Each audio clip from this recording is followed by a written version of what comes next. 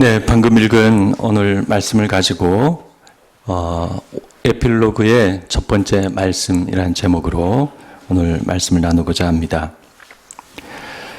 지난 주일 히브리서의 본론이 다 끝났습니다. 그동안 1년간 어려운 히브리서 말씀을 잘 들어주신 우리 성도님들께 감사의 말씀을 드립니다. 또 매번 성경 본문을 놓고 어떻게 설교해야 하나 고민할 때 또 잘 인도해 주신 우리 하나님께도 감사의 말씀을 올려드립니다. 이제 여러분과 저는 자랑스럽게도 이제 히브리서의 마지막 한 장을 남겨두고 있습니다. 지금 제 생각으로는 6월 말까지면 우리가 히브리서를 마무리할 수 있지 않겠나 그렇게 생각을 합니다. 아무쪼록 하나님께서 마지막까지 이 말씀을 통해 우리에게 큰 은혜와 교훈을 주시기를 기대합니다. 히브리서 13장은 이 서신의 에필로그입니다. 에필로그는 맺는 말이죠. 그래서 에필로그에는 주된 말씀이 다 끝나고 몇 가지 간단한 권면, 부탁, 인사말 이런 내용들이 나오는 편안한 부분입니다. 그래서 우리가 이 말씀은 좀 가벼운 마음으로 읽으면 되겠구나 그렇게 이제 생각을 할 수 있는데, 그러나 우리가 이 말씀을 잘 읽어보면 이 에필로그 말씀 역시 우리가 결코 가볍게 쉽게 볼 수 없는 그런 말씀의 내용과 구조를 가지고 있습니다. 오늘 본문만 해도 그렇습니다. 그리고 오늘 본문을 살펴보면 두 개의 짝을 이룬 말씀들이 연속적으로 나옵니다. 형제 사랑과 손님 대접, 갇힌 자와 학대받는 자, 결혼과 침소, 그리고 음행하는 자와 간음하는 자, 그리고 버리지 아니하시는 하나님, 떠나지 아니하시는 하나님, 나를 도우시는 하나님, 또 두려워하지 않는 나 자신. 이렇게 모든 말씀마다 이렇게 정교한 짝을 이루고 있습니다. 그래서 우선 오늘 본문의 1차적인 특징은 이렇게 두 개의 짝을 이룬 말씀들이다라고 할 수 있습니다. 그래서 두 개의 짝을 이룬 말씀들의 향연이 바로 오늘 본문입니다. 그리고 또 오늘 말씀을 또 보면 오늘 본문은 명령형의 향연입니다. 오늘 본문의 말씀은 대부분 명령형의 말씀으로 되어 있습니다.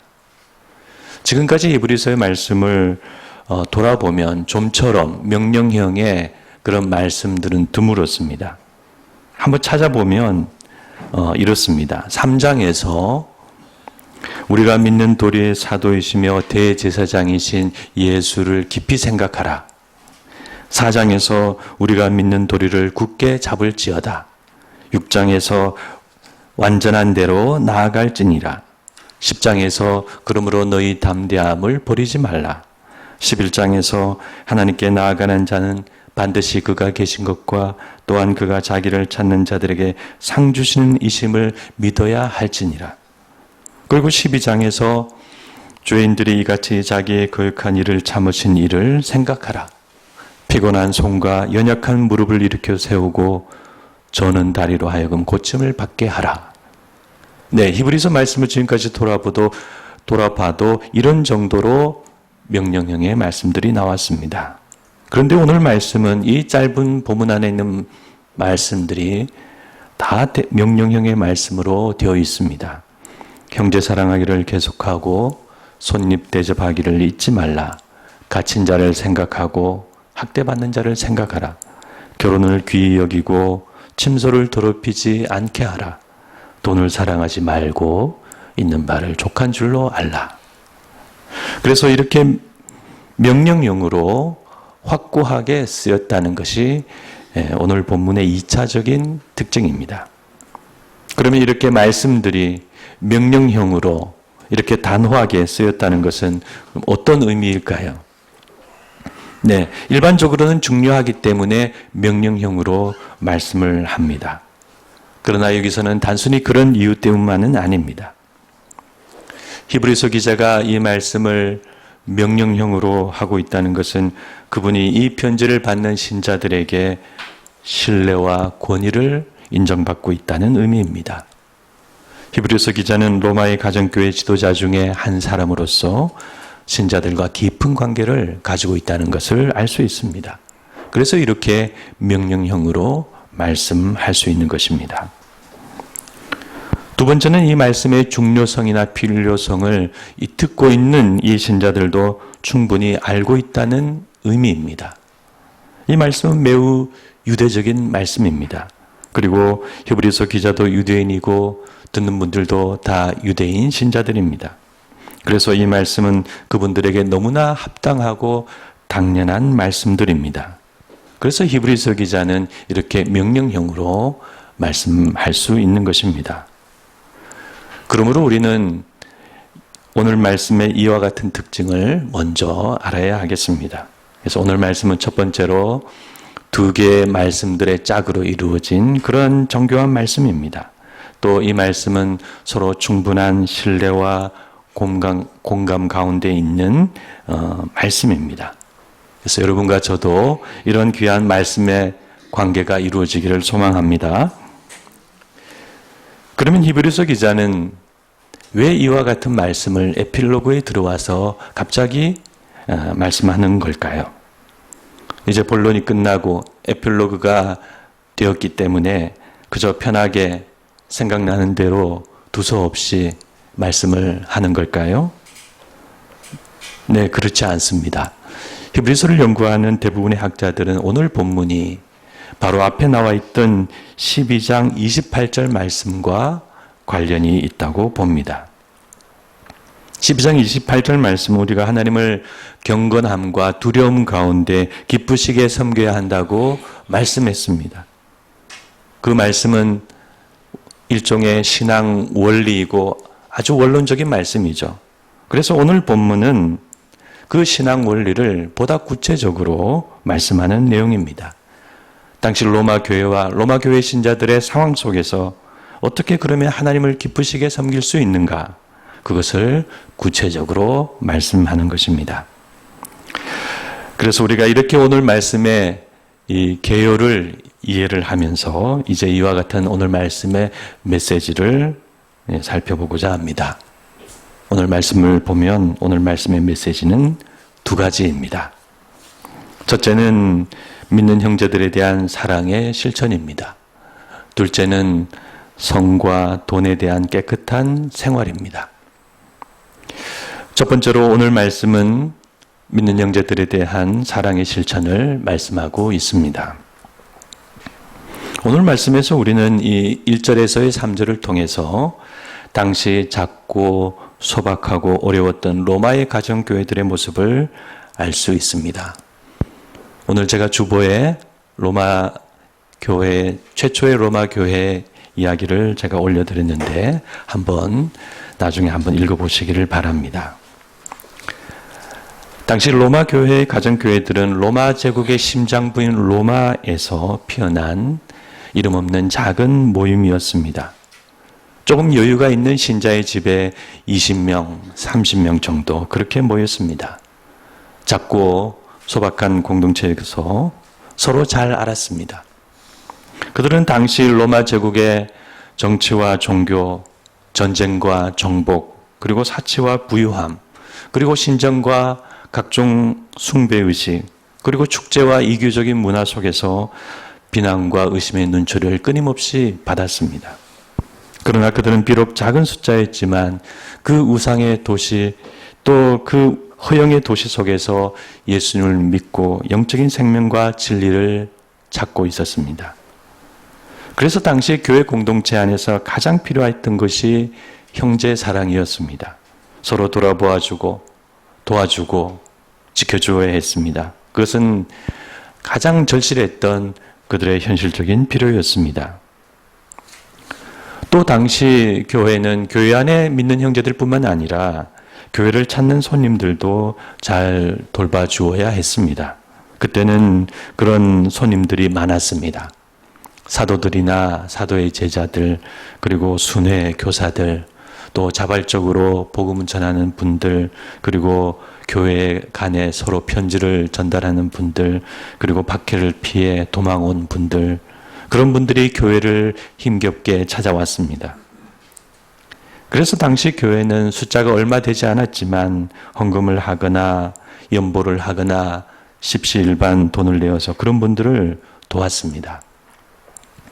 또 교회는 3절 말씀과 같이 누가 예수 믿다가 감옥에 가면 그런 분들을 부지런히 찾아갔습니다.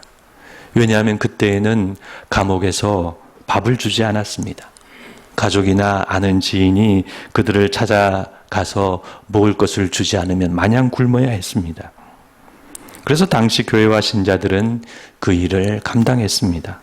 가서 같이 밥을 나눠 먹고 이야기를 나누고, 어떤 분들은 성경을 읽어주고, 기록에 의하면 어떤 분들은 간수에게 부탁하여 하룻밤을 그 믿는 형제와 같이 거기서 자기도 했습니다. 이렇게 당시 교회는 작은 공동체였지만 형제를 사랑하고 손님들을 대접하고 어려운 신자들을 도왔던 아름다운 공동체였습니다. 그래서 그때 교회는 제가 어느 분으로부터 배운 표현대로 캄캄한 골짜기, 불 밝힌 작은 사랑의 오두막 같은 곳이었습니다. 그러고 보면 안타깝게도 지금 우리 교회들은 그런 작고 소박하고 아름다운 정감을 지금 많이 잃어버린 것 같습니다. 요즘 교회들은 대체로 큰 교회들이 많죠. 서로 잘 모르고 인사만 겨우 나눕니다. 길에서 마주쳐도 같은 교회 다니는지도 잘 모르죠. 제가 아는 친척 목사님 한 분은 서울의 큰 교회 한때 목사님이셨는데, 어느 날 택시를 탔는데 택시 기사분이 목사님 안녕하세요 라고 인사를 하더랍니다. 그런데 그분이 누군지 도무지 알 수 없어서 깜짝 놀랐다고 합니다. 그 목사님은 비록 자기가 큰 교회 목사이긴 하지만 자기는 성도들을 다 안다고 자부했는데 그분을 교회 안에서 본 기억이 도무지 나지 않더라는 것입니다. 그래서 그 목사님 그때 큰 충격을 받고 내가 자신이 목사로서의 회의가 많이 들었다고 합니다. 그래서인지 그 목사님은 나중에 캐나다에서 교회를 개척하시고 작은 교회 목사님으로 그렇게 행복하게 사역을 마치셨습니다. 그래서 목회를 거꾸로 하신 것이죠. 큰 교회에 있다가 작은 교회로 내려가신 겁니다. 그래서 이제 그 목사님의 자녀분들도 그 신앙을 본받아서 다 훌륭한 삶을 살고 있는 것 같습니다. 그래서 그런 점에서 저는 그럴 일이 없어서 참 행복합니다. 예. 언제 어디서나 만남 인사 나눠주시고 아는 체 해주시고 또 기도 제목도 늘 말씀해 주시기를 바랍니다. 그래서 이런 내용 때문에 어떤 분들은 지금 서로 얼굴도 모르는 대형 교회는 교회가 아니다, 그런 말씀도 하는 분들이 있습니다. 그러므로 지금 우리 많은 교회들이 오늘 이 말씀과 다르게 서로 얼굴도 모르고 사랑도 없고 정도 없고 주일날 예배 한 번 드리고 집에 가기 바쁘고 담임 목사 중심의 사역자들과 몇몇 신자들이 주도해서 운영하는 그런 교회를 이루고 있는 것은 참 슬픈 일이라 할 수 있습니다. 물론 지금 큰 교회들은 큰 교회대로 이런 단점을 보완하기 위해서 소그룹을 만든다든지 그런 노력을 많이 하고 있습니다. 그러나 그럼에도 불구하고 그 작고 소박하고 아름다웠던 그 사랑과 생명이 넘쳤던 그 공동체를 되살리기는 쉽지 않습니다. 우리가 그런 작고 아름다웠던 공동체를 되살리려면 그냥 규모만 작은 교회가 되어서는 안 됩니다. 무엇보다도 히브리서 말씀 같은 이러한 말씀이 살아있는 그런 교회가 되어야 하고, 그리고 지도자의 권위는 어떤 종교적인 권위가 아니라 말씀과 모범의 권위가 되어야 하고, 동시에 신자들은 서로 알고 사랑을 나누고 또 신앙을 몸소 실천할 줄 아는 그런 성도들이 되어야 합니다. 만약 그런 지도자와 그런 신자가 준비되어 있다면 우리는 어느 시대에서나 그런 아름다운 교회 원형을 살릴 수가 있을 것입니다.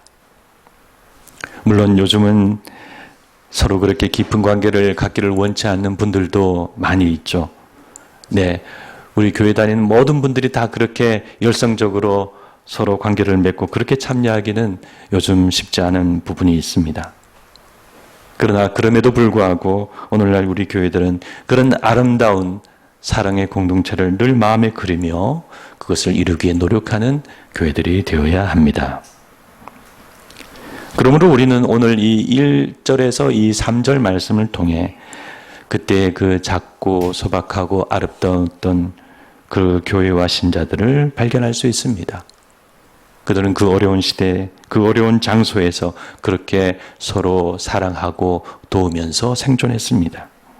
그래서 그들은 그런 진정한 사랑과 생명과 말씀을 가졌기 때문에 로마 제국의 정치와 종교와 우상과 부패와 문화와 박해 속에서도 계속 성장했습니다. 그것은 놀라운 하나님의 역사였습니다. 그러므로 우리는 형제사랑에 대한 이 말씀 속에서 그런 아름다운 초대교회와 초대교회 신자들을 발견해야 하겠습니다. 작은 우리 교회도 이 시대 속에 진정한 주님의 교회가 된다면 그런 아름다운 영적인 피난처와 영적인 보금자리가 될 줄 믿습니다. 두 번째로 오늘 말씀은 성과 돈에 대한 깨끗한 삶과 생활을 말씀하고 있습니다. 히브리서 기자는 3절에서 몸에 대한 말씀을 잠깐 했습니다. 너희도 몸을 가졌은즉 너희도 그런 몸을 가진 것처럼 그런 어려운 사람을 학대받는 사람을 생각하라. 그래서 이렇게 몸에 대한 말씀이 잠깐 3절에서 나왔기 때문에 또 우리의 몸과 경제 생활은 우리 그리스도인의 깨끗한 생활에 있어 가장 치열한 영적인 장소이기 때문에 또 히브리서 기자는 타락한 도시 로마 한가운데에서 성도들을 영적으로 돌보고 있는 목회자이기 때문에 이렇게 4절과 5절 말씀을 하게 됩니다. 모든 사람은 결혼을 귀히 여기고 침소를 더럽히지 않게 하라. 돈을 사랑하지 말고 있는 바를 족한 줄로 알라. 이렇게 말씀하고 있습니다. 잘 아시는 바와 같이 깨끗하고 성결한 삶은 우리 믿는 그리스도인의 표지와 같은 모습입니다. 우리는 본래 죄로 인해 더럽고 때가 묻은 사람이었지만 예수님을 만나 죄를 용서받고 깨끗한 사람이 되었습니다.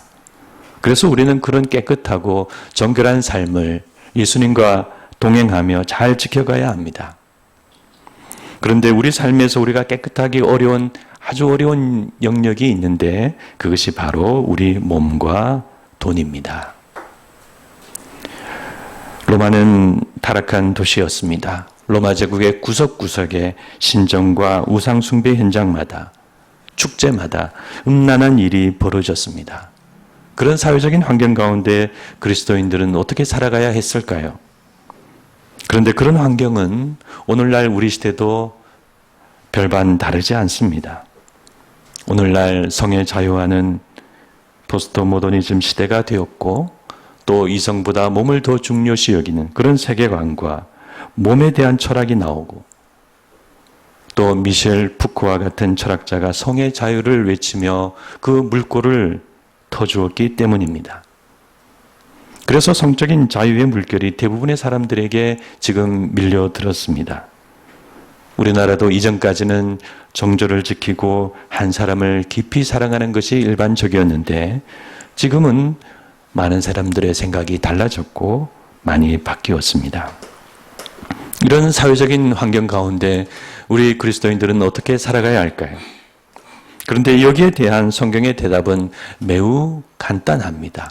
어렵거나 복잡하지 않습니다. 그것은 히브리서 기자가 지금 말씀하고 있는 바로 4절 말씀입니다.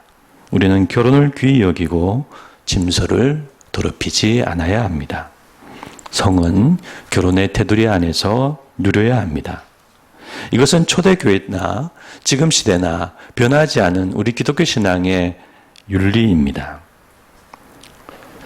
그래서 이것을 우리 믿지 않는 분들은 잘 이해하지 못합니다. 세상이 다 이렇게 살아가고 있는데 너희들은 왜 유독 그렇게 살아가고 있는가? 그러나 우리는 이것이 하나님의 뜻으로 알고 지키는 사람이 되어야 합니다. 하나님은 우리가 그런 깨끗한 삶을 살기를 원하십니다. 그런 깨끗한 삶을 하나님을 기쁘시게 섬기는 우리 그리스도인의 생활입니다.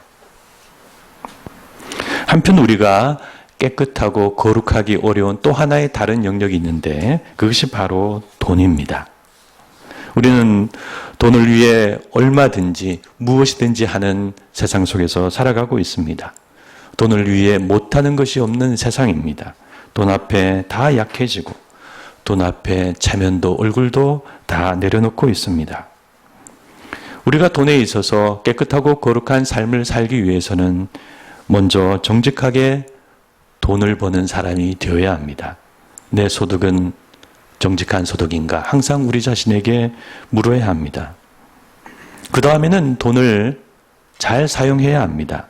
돈을 사랑하거나 돈에 매이지 말고 나 자신을 위하여, 하나님을 위하여, 이웃을 위하여 잘 사용해야 합니다. 물론 큰 부자를 제외하고 대체로 우리는 경제적으로 빠듯한 생활을 하고 큰 여유가 없습니다.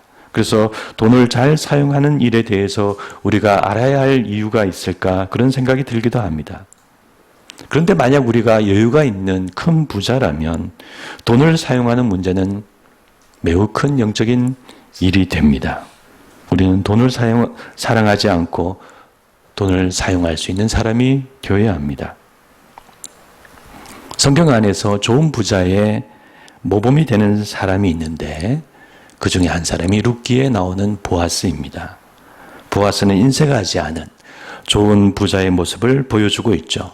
그래서 만약 여러분이 여유가 있고 부자라면 그런 좋은 분이 되시기를 바랍니다. 그런데 우리가 5절과 6절 말씀을 보면 돈에 대한 직접적인 이와 같은 말씀은 매우 짧습니다. 돈을 사랑하지 말고 있는 바를 족한 줄로 알라. 이 말씀이 전부입니다. 그러면 이 말씀 뒤에 나오는 5절과 6절의 대부분의 말씀은 무엇일까요? 그가 친히 말씀하시기를 내가 결코 너희를 버리지 아니하고 너희를 떠나지 아니하리라. 주는 나를 돕는 이시니 내가 무서워하지 아니하겠노라. 이 말씀은 어떤 의미로 히브리서 기자가 지금 하고 계시는 걸까요? 네, 우리는 이 말씀을 통해서도 그때 로마 교회 성도들의 어려웠던 사정을 다시 한번 확인할 수 있습니다. 그분들은 핍박과 박해를 받고 감옥에 갇히고 집과 재산을 빼앗기고 그렇게 했기 때문에 경제적으로 매우 어려웠습니다. 그런 직접적인 어려움뿐만이 아니더라도 예수 믿는 자라고 해서 상위네 같은 곳에서 밀려나고 이런저런 경제적인 불이익을 많이 받았습니다. 그래서 당시 신자들은 가난했고 돈은 매우 그들의 믿음에 있어서 시험거리가 되었습니다. 그러므로 히브리서 기자가 여기서 이와 같은 긴 말씀을 지금 하고 계신 것입니다. 히브리서 기자는 여기에서 신명기와 시편의 말씀을 가지고 귀한 말씀을 하고 있습니다. 하나님께서 친히 우리 형편과 사정을 다 아신다고 신자들을 격려하고 있습니다. 여러분, 이 말씀과 같이 하나님은 우리의 빵과 떡과 우리의 필요를 아시는 하나님이십니다. 하나님은 하늘에 계시는 하나님이실 뿐만 아니라 내 가난한 밥상에도 함께 하시고 내 지갑과 호주머니 사정도 아시는 하나님이십니다. 하나님은 까마귀를 통해 떡과 고기를 공급하시는 하나님이십니다. 하나님은 가난한 과부의 그릇을 기름으로 채우시는 하나님이십니다. 우리 예수님은 베세다 들판에서 그 가난한 사람들을 오병이의 기적으로 먹이시는 주님이십니다. 아마도 히브리서가 기록될 당시에 아직 이때에는 돈과 재물과 우리의 필요에 대한 예수님의 최고의 말씀이 아직 널리 퍼지지 않은 때인 것 같습니다. 그 말씀은 바로 마태복음의 산상수훈 말씀 가운데 있습니다. 무엇을 먹을까, 무엇을 마실까, 무엇을 입을까 염려하지 말라. 너희 하늘 아버지께서는 이 모든 것이 너희에게 있어야 할 줄을 아시느니라. 구하라, 그리하면 너희에게 주실 것이요. 찾으라, 그리하면 찾을 것이요. 문을 두드리라, 그리하면 너희에게 열릴 것이니. 그러므로 너희도 남을 대접하라. 이 예수님의 말씀은 우리가 경제적으로 어렵고 곤란한 시간을 살아갈 때에 큰 위로와 은혜가 되는 말씀입니다. 하나님은 우리가 하나님의 자녀로서 잘 살기를 원하십니다. 우리는 하나님의 자녀답게 영육간에 잘 살아야 합니다. 피할 수 없는 신앙적인 고난이 오거나 믿음을 지키기 위한 어쩔 수 없는 가난과 어려움은 있을 수 있지만 우리가 일부러 가난하고 궁색하게 살 필요는 없습니다. 우리는 고난 중이든 핍박 중이든 평상시이든 우리의 필요와 돈과 재물과 경제생활에 있어서 하나님의 손길과 공급하심을 기대할 수 있습니다.